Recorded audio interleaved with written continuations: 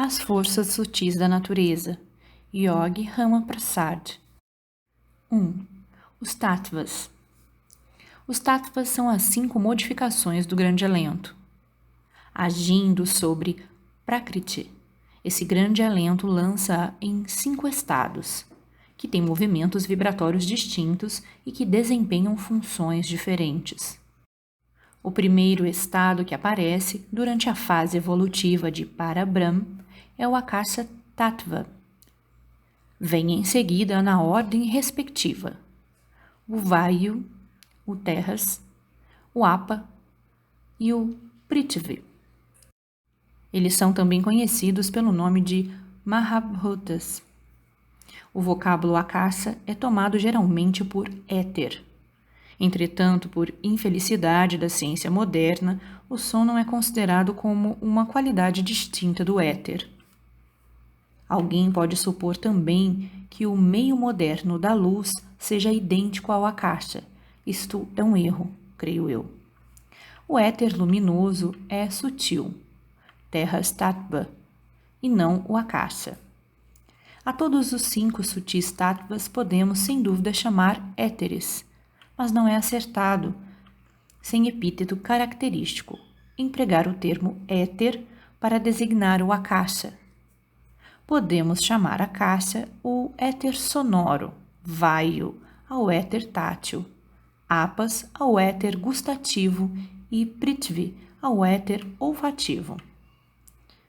Assim como no universo existe o éter luminoso, elemento de matéria quintessenciada, sem a qual se reconheceu que o fenômeno da luz ficava sem explicação adequada. Assim também existem os outros 4 éteres, elementos de matéria sublimada, sem os quais há de reconhecer-se que os fenômenos do tato, do gosto e do olfato permanecem sem explicação plausível. Supõe a ciência moderna que o éter luminoso é matéria em estado mais purificado. Dizem que as vibrações desse elemento é que constituem a luz. Afirmam ainda que essas vibrações se produzem perpendicularmente à direção da onda. A descrição de Terras Tattva dada no livro é quase a mesma. Ela faz mover esse tattva para cima e essa direção é certamente a da onda. Ele diz, além disso, que uma vibração completa desse elemento toma a forma de um triângulo.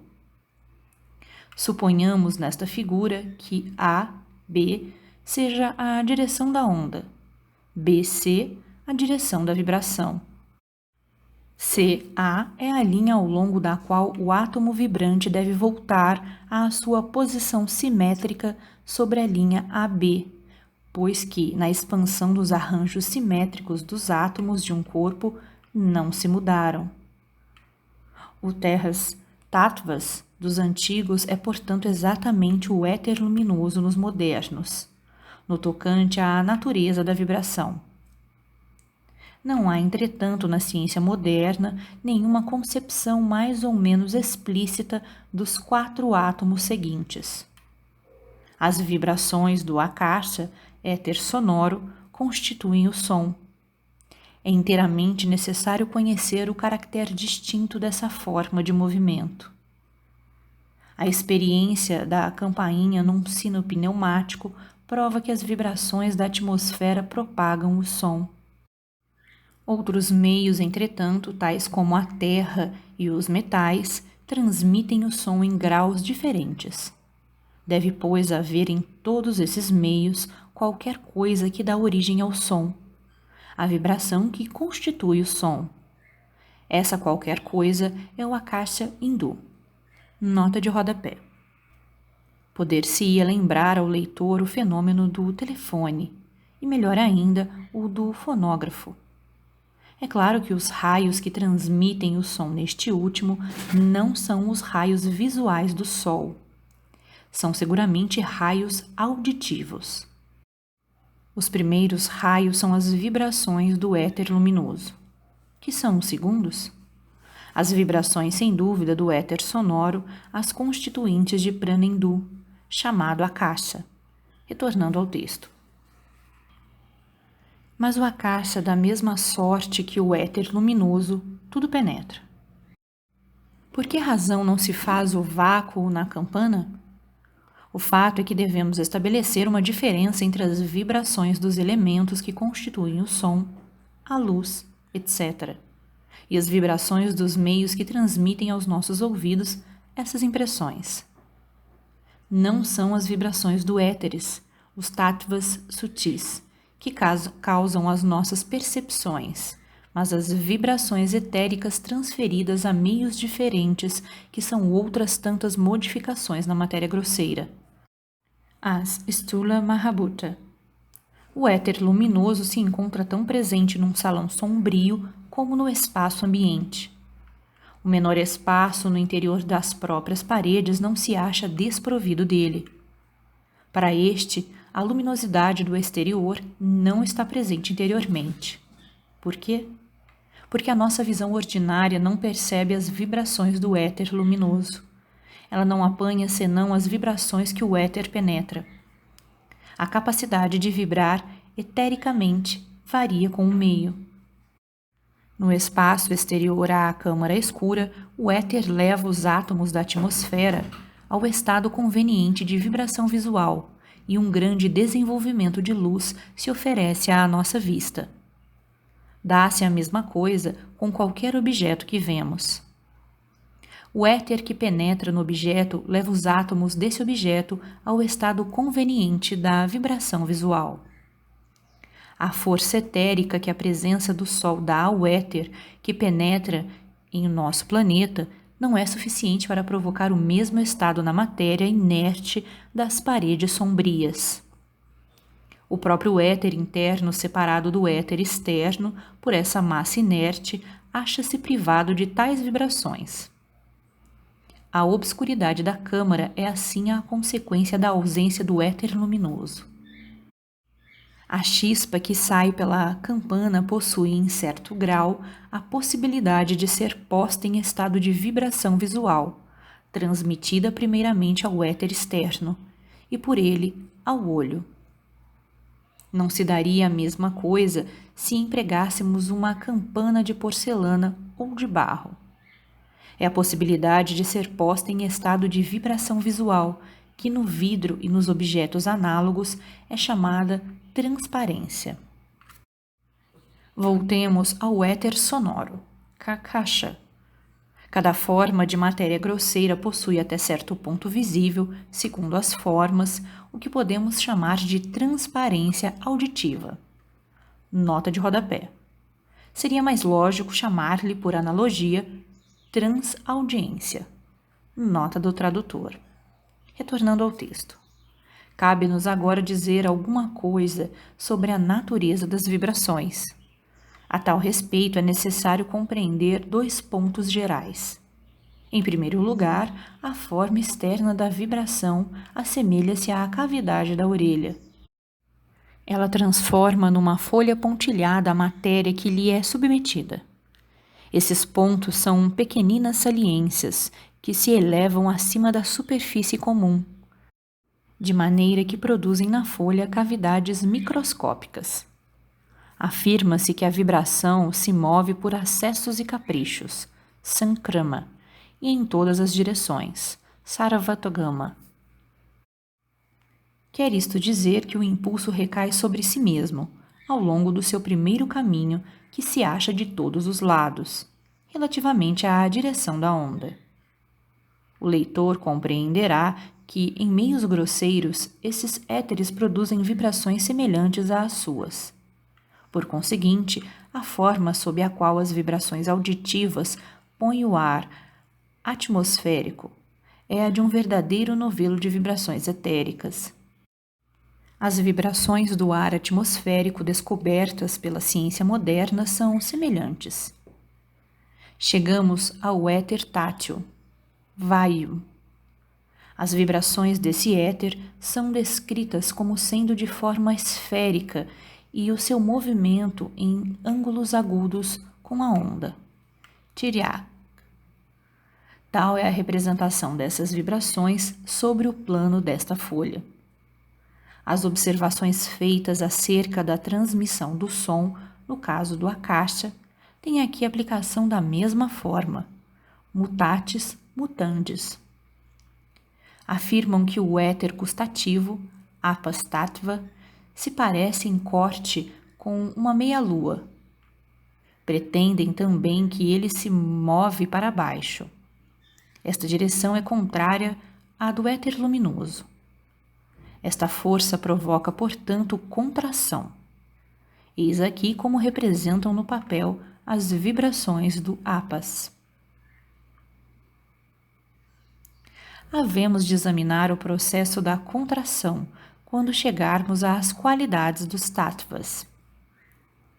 Dizem que o éter olfativo, prithvi, é quadrado em corte, assim.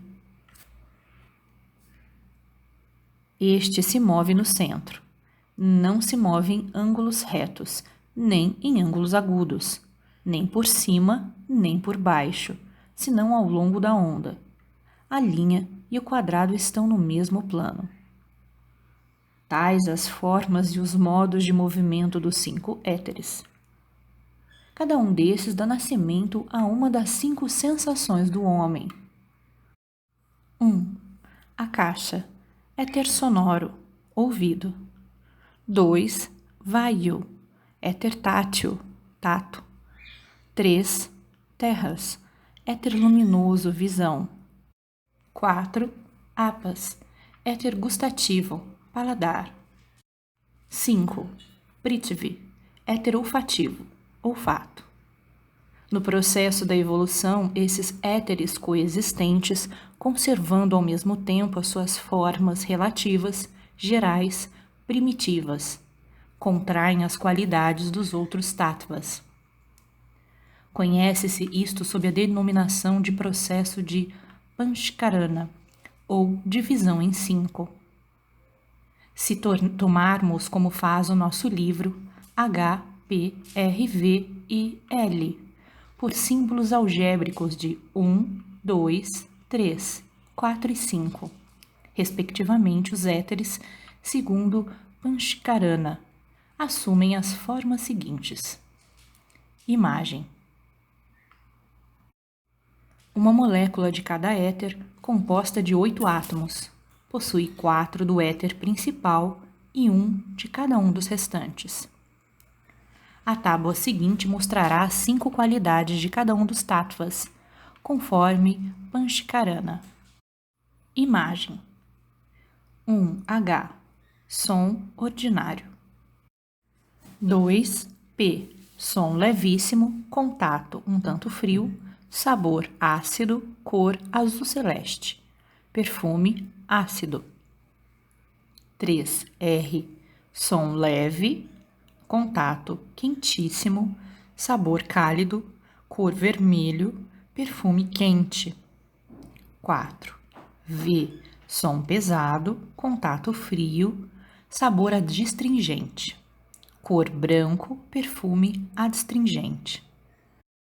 5L, som profundo, contato ligeiramente quente, sabor doce, cor amarelo, perfume suave. Cumpre observar aqui que os tattvas sutis existem agora no universo sobre 4 planos. O plano superior difere do plano inferior por um número maior de vibrações por segundo. Esses 4 planos são: 1. Psicológico, prana. 2. Mental, manas. 3. Psíquico, vijnana. 4. Espiritual, ananda. Vamos agora examinar algumas qualidades secundárias dos tattvas. 1. Espaço. É uma qualidade do Akasha Tattva. Tem-se verificado que a vibração desse éter possui a forma de uma cavidade auricular e que na sua substância se acham pontos microscópicos. Vindos. Segue-se daí, evidentemente, que os interstícios dos pontos servem para dar espaço a mínimas etéricas e a oferecer-lhes um lugar para a locomoção. Avakasha. 2. Locomoção. é a qualidade do Vayu Tattva. Vayu é uma forma do próprio movimento, porque este, em todas as direções, é um movimento circular, pequeno ou grande. O mesmo Vayu Tattva tem a forma de um movimento esférico, quando há um movimento que mantém a forma dos diferentes éteres, se junta ao movimento do Vayu. Resulta daí a locomoção. 3. Expansão. É a qualidade do Tejas Tattva. Ela decorre de modo evidente da forma e do movimento dados a essa vibração etérica. Suponhamos que ABC seja um bloco de metal. Sem o aproximarmos de um foco, pomos em movimento o éter luminoso que ele encerra, e isso dá aos átomos grosseiros desse bloco um movimento semelhante. Seja A um átomo, sendo este forçado a assumir o corte de terras. A vibração vai para A' e toma então a posição simétrica de A duas linhas. Cada ponto muda de lugar igualmente em redor do centro do pedaço de metal. Afinal, o conjunto do pedaço toma a forma A', B', C'. Resulta daí a expansão. 4. Contração. É a qualidade do Apas Tattva. Como anteriormente se observou, a direção desse éter é oposta à do Agni. Fácil é de compreender, por conseguinte, que a contração resulta do jogo desse Tattva.